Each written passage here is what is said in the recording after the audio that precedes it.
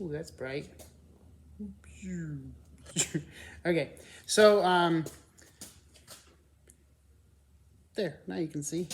So there's a few things that I need to do to Norman, and the injection system is my big concern.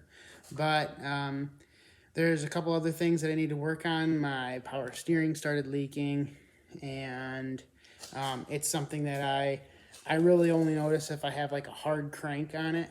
But there's probably a pressure hose that's leaking and peeing out a little bit, so I need to get that fixed up.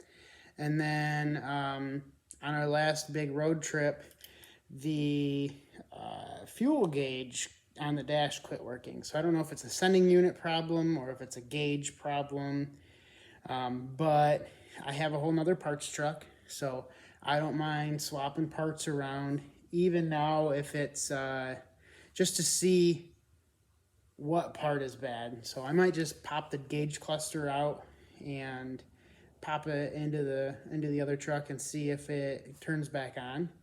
And if that's the case, maybe I'll send the gauge cluster out and have it repinned or whatever they do to fix them up. Because I know the gauge clusters kind of have their lifespan like everything else. And if that went bad, who knows if something else will be funky in the future.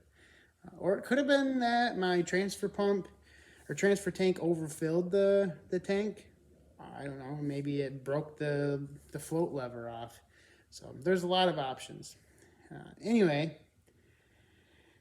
I want to get rid of the smoking on the truck, and I want to make sure that whatever fuel I'm putting through the engine, or at least in the tank, is being burned efficiently. I like making big power when I need it, and I don't like wasting power while it's idling or running down the road and all the like. So that's going to be another big project this winter. Follow along. Maybe we'll learn something. Maybe it'll all be covered before. Who knows? So take care. See you soon.